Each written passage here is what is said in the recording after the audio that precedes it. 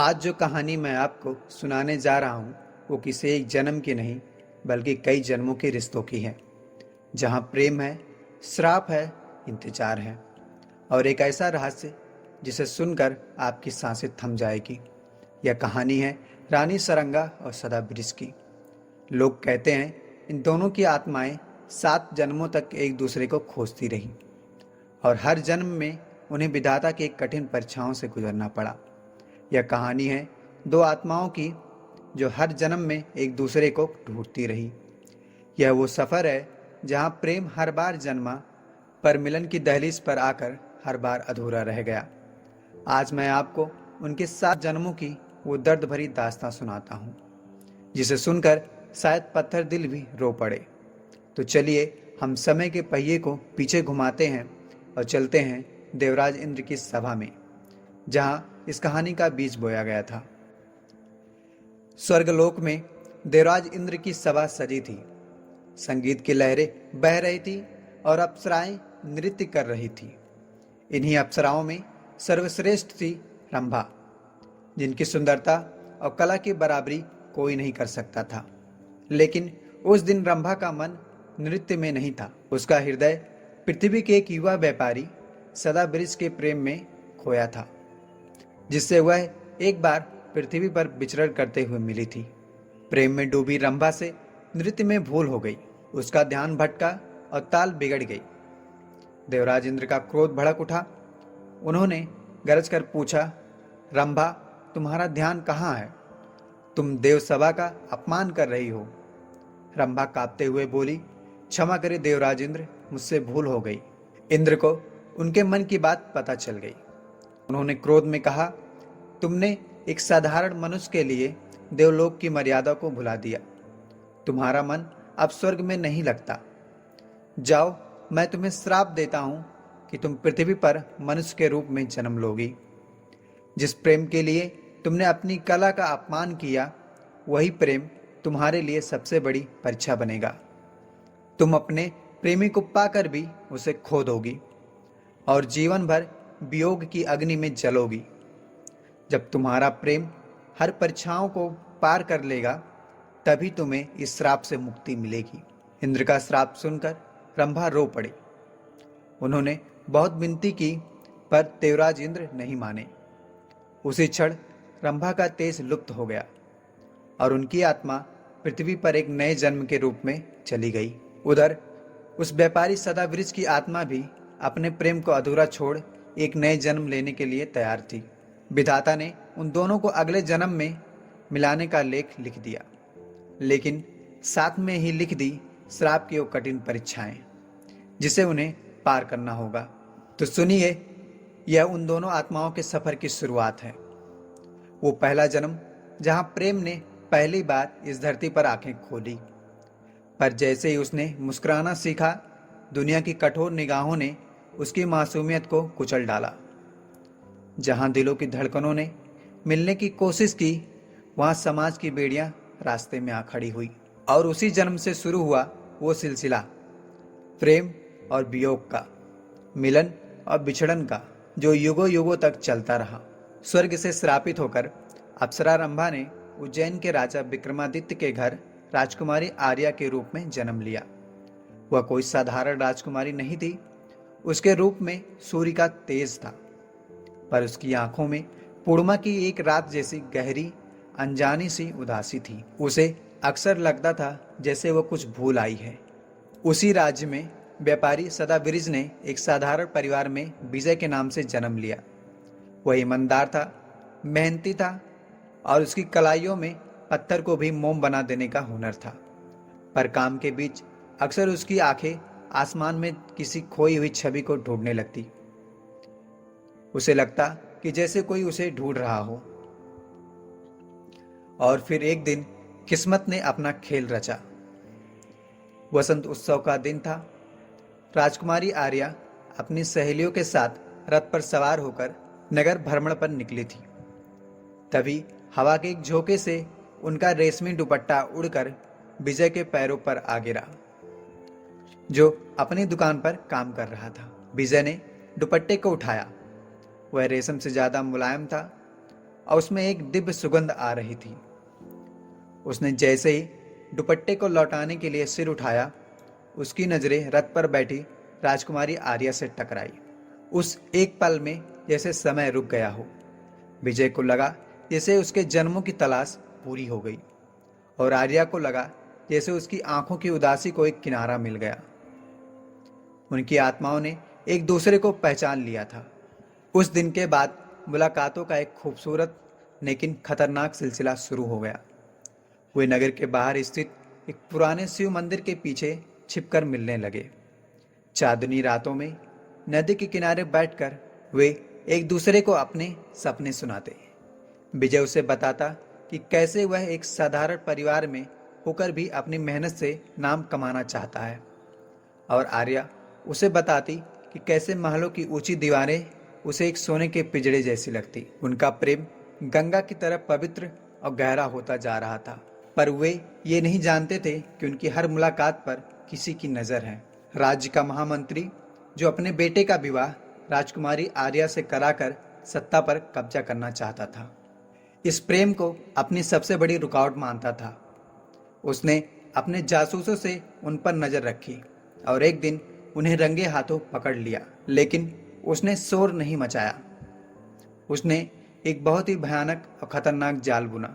अगले दिन जब राज्यसभा भरी हुई थी, महामंत्री जंजीरों में जकड़े हुए विजय को घसीटते हुए राज दरबार में लाए।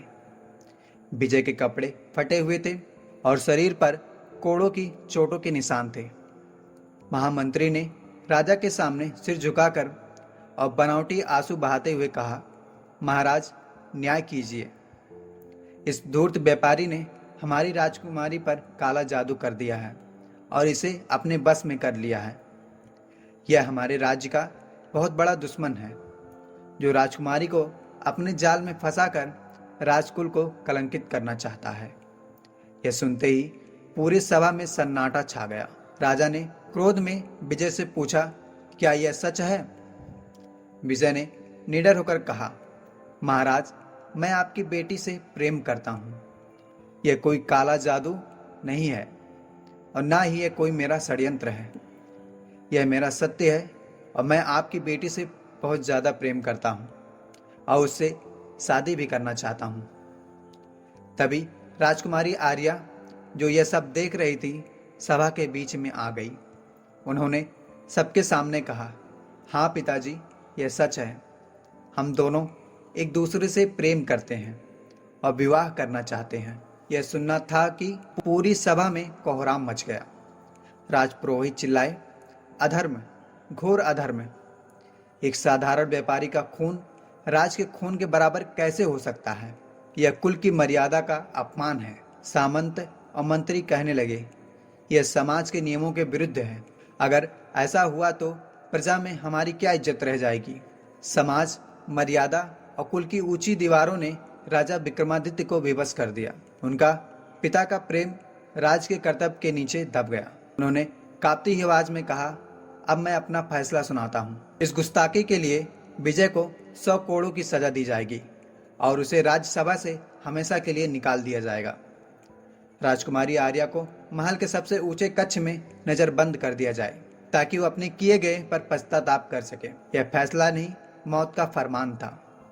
राजकुमारी आर्या चीखती रही, रोती रही, पर सैनिकों ने उन्हें पकड़कर महल में बंद कर दिया और फिर उसकी आंखों के सामने महल के चौक पर विजय को जंजीर से बांध दिया। चाबुक हवा में लहराता और विजय की पीठ पर बरसता। हर चाबुक पर विजय के मुख से चीख नहीं निकलती, बल्कि आर्या का नाम निकलता। राजकुमारी आर्या अपने कक्ष की खिड़की से यह सब देख रही थी। हर कोड़ा विजय की पीठ पर नहीं, बल्कि उसकी आत्मा पर पड़ रहा था। वह चीखती रही, रोक दो, उसे छोड़ दो, सजा मुझे दो। पर उनकी आवाज उन मोटी दीवारों से बाहर नहीं गई। 100 कोड़ों के बाद विजय के अधमरे शरीर को घसीटकर राज्य की सीमा के बाहर जंगल में फेंक दिया गया। राजकुमारी आर्या को उस कक्ष में कैद कर दिया गया। उन्होंने खाना पीना छोड़ दिया। उनकी नजरें बस उस दिशा में टिकी रहती जहां उनके विजय को फेंका गया था। उधर विजय ने घावों की पीड़ा और प्रेम के अपमान में शहर की दीवारों को देखते देखते दम तोड़ दिया, और इधर महल के उस सुनसान कक्ष में विजय का नाम लेते लेते राजकुमारी आर्या ने भी अपने प्राण त्याग दिए। मरते समय दोनों की आत्माओं ने एक दूसरे से वही वादा किया, अगर इस जन्म में समाज ने हमें मिलने नहीं दिया तो हम अगले जन्म में फिर मिलेंगे, और तब तक मिलेंगे जब तक यह दुनिया हमारे प्रेम को स्वीकार नहीं कर लेती। इस तरह प्रेम की पहली कहानी का अंत समाज की क्रूरता और अधूरे वादों के साथ हुआ। ये एक ऐसी दर्दनाक शुरुआत थी जिसने आने वाले कई जन्मों की तकदीर लिख दी थी। पिछले जन्म की अधूरी कहानी के बाद उन दोनों आत्माओं ने एक बार फिर इस धरती पर जन्म लिया। उन्हें उम्मीद थी कि शायद इस बार भाग्य उनका साथ देगा, पर उन्हें क्या पता था कि श्राप हर जन्म में और भी क्रूर और नया खेल खेलने वाला था। तो चलिए सुनते हैं उनके दूसरे जन्म की वो दास्तां जहां उम्मीद और नाउम्मीद के बीच प्रेम ने सबसे कठिन परीक्षा दी। अगले जन्म में उन दोनों ने बंदर और बंदरिया के रूप में जन्म लिया। वे मध्य भारत के घने जंगलों में रहते थे। इस पशु योनि में भी उनका प्रेम अद्वितीय था। वे एक दूसरे की आंखों की भाषा समझते थे, एक दूसरे के लिए सबसे मीठे फल तोड़ कर लाते और हर खतरे में एक दूसरे की ढाल बनते थे। उनकी आत्माओं को शायद याद था कि वे अधूरे हैं, इसलिए वे एक पल भी एक दूसरे से जुदा नहीं होते थे। एक दिन जंगल में घूमते हुए साधुओं की एक टोली से उन्होंने सुना, उज्जैन नगर के महाकाल मंदिर के पास एक ऐसा चमत्कारी सरोवर है जिसके जल में सच्चे प्रेम करने वाले अगर एक साथ डुबकी लगाएं तो वे अपना मनचाहा रूप पा सकते हैं। यह सुनकर उनकी आंखों में एक नई चमक आ गई। एक उम्मीद जगी, फिर से इंसान बनकर अपने प्रेम को पूरा करने की उम्मीद। उन्होंने एक लंबा और कठिन सफर तय किया। भूखे प्यासे खतरों का सामना करते हुए वे आखिरकार उज्जैन नगर पहुंचे। रात के अंधेरे में वे उस चमत्कारी सरोवर के किनारे खड़े थे। चांदनी में सरोवर का जल चांदी की तरह चमक रहा था। बंदरिया की आंखों में सपने तैर रहे थे।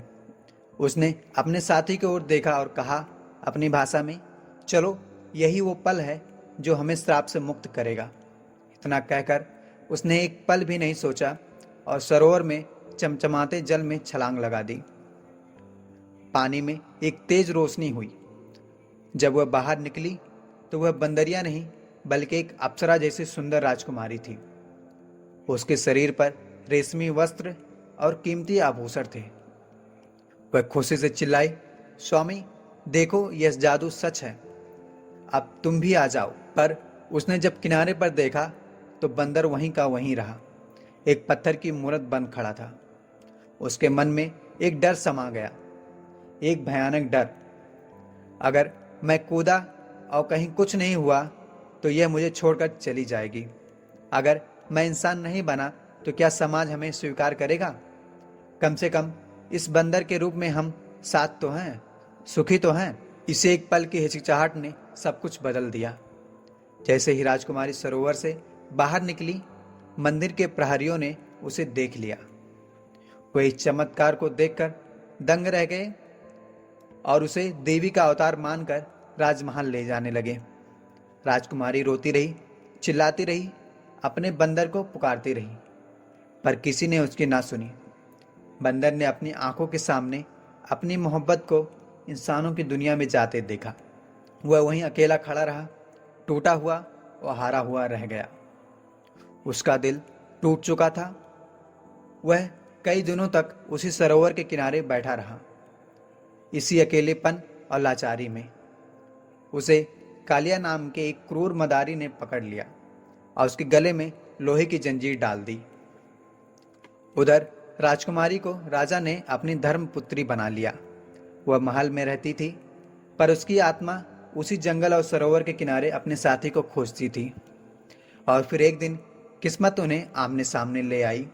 मदारी उस बंदर को लेकर उसी राजकुमारी के महल में तमाशा दिखाने पहुंचा। राजकुमारी अपने झरोखे से देख रही थी। मदारी ने बंदर को नाचने का आदेश दिया, पर बंदर की नजरें जैसे ही राजकुमारी से मिली, वह जम गया। उसने अपनी राजकुमारी को पहचान लिया। वह नाचना भूल गया, एकटक उसे देखता रह गया। उसकी आंखों से आंसू बह रहे थे। मदारी ने इसे अपनी बेइज्जती समझा और क्रोध में अंधा होकर उसने अपनी छड़ी से पीटना शुरू कर दिया। हर चोट पर बंदर चीखता, पर नजरें राजकुमारी से नहीं हटाता। राजकुमारी को भी उस बंदर की आंखों में एक अजीब सी पीड़ा दिखी और वह उसे पहचान गई। उनका दिल बेचैन हो उठा और तब उस बंदर ने अपनी आखिरी सांसें लेते हुए अपना कांपता हुआ हाथ राजकुमारी की ओर बढ़ाया, मानो कह रहा हो, मैं आ गया हूं। उसी पल राजकुमारी को सब कुछ याद आ गया। सरोवर, वो वादा, उसका बंदर। वह चिल्लाई, पर तब तक उस बेजुबान शरीर में प्राण नहीं बचे थे। प्रेम इस बार मिला तो सही, पर किस्मत ने फिर खेल खेल दिया। एक बोल सकता था तो दूसरा बेजुबान। जब तक निगाहों ने एक दूसरे को पहचाना, तब तक मौत ने फिर कहानी को अधूरा छोड़ दिया। जैसे कोई अधूरी धुन जो हर जन्म में फिर से पूरी होने को तड़पती रहे। दूसरे जन्म की उस भयानक पीड़ा के बाद तीसरे जन्म में नियति ने उन्हें शांति और पवित्रता का प्रतीक बनाया। वे हंस और हंसिन का जोड़ा बनकर मानसरोवर की निर्मल झील में जन्मे। यह पिछले जन्मों के दुखों पर मरहम जैसा था। उनका प्रेम उस झील की तरह शांत, गहरा और पवित्र था। वे हमेशा साथ रहते, पर जब वे उड़ते तो ऐसा लगता मानो आसमान में दो शरीर नहीं बल्कि एक आत्मा उड़ रही हो। जब वो तैरते तो पानी पर प्रेम की लकीर बन जाती। उन्हें देखकर लगता था कि इस बार उन्हें कोई जुदा नहीं कर सकता। उनका बंधन इतना मजबूत था कि शायद श्राप भी हार मान लेगा, पर श्राप इतनी आसानी से कहाँ हार मानने वाला था। एक दिन जब वे आसमान में बादलों से भी ऊपर उड़ रहे थे, अचानक श्राप एक प्रलयकारी तूफान का रूप धर कर आ गया। काले बादल ऐसे गरजे मानो आसमान फट गया। हवा इतनी तेज हो गई कि उनकी पंखों ने भी जवाब दे दिया। वे एक दूसरे को पंख कसकर पकड़े हुए थे, पर तूफान की एक राक्षसी लहर ने उन्हें एक दूसरे से जुदा कर दिया। वे चीखते रहे, एक दूसरे को पुकारते रहे, पर उनकी आवाज़ें तूफान के शोर में कहीं खो गई। तूफान उन्हें अलग अलग दिशाओं में उड़ा कर ले गया। जब तूफान थमा तो हंस हिमालय की एक अनजानी घाटी में अकेला था और हंसिन सैकड़ों मील दूर गंगा के मैदानी इलाके में एक नदी के किनारे घायल पड़ी थी। दोनों की बाकी जिंदगी एक दूसरे की तलाश और इंतजार में गुजरी। हंस हर दिन मानसरोवर लौटकर अपनी हंसिन को पुकारता और उसकी दर्द भरी आवाज़ पूरी घाटी में गूंजती। हंसिन हर शाम नदी के किनारे बैठकर आसमान में अपने हंस का रास्ता देखती। इस जन्म में वे मरे तो नहीं, पर पल पल मरते रहे। उन्हें साथ जीने का वरदान था, पर श्राप ने उन्हें अकेले रहकर तड़पने की सजा दे दी। कहानी एक बार फिर अधूरी रह गई। मिलने का वादा इस बार भी टूट गया। 3 जन्म, 3 अलग अलग इम्तिहान और हर बार एक ही नतीजा, अधूरा प्रेम। अब सवाल यह है, क्या कोई ऐसा जन्म आएगा जहां उनका मिलन कभी नहीं टूटेगा, या फिर श्राप हर जन्म में और भी भयानक रूप लेकर उन्हें अलग करता रहेगा? क्या प्रेम की असीम शक्ति इस श्राप को हमेशा के लिए तोड़ पाएगी, या नियति फिर उन्हें अधूरी कहानी लिखने पर मजबूर कर देगी? और सबसे बड़ा सवाल, क्या चौथे जन्म में उनका प्यार उस अभिशाप से जीत पाएगा? क्या 5वें, 6ठे और 7वें जन्म तक उनका साथ अमर रह पाएगा, या हर बार किस्मत कोई नया इम्तिहान लेकर आएगी? क्या आप इनके अगले जन्मों की कहानी सुनना चाहते हैं? तो नीचे कमेंट करके बताइए और साथ ही हमारे चैनल को सब्सक्राइब भी कर लीजिएगा। मिलते हैं आपसे अगले वीडियो में।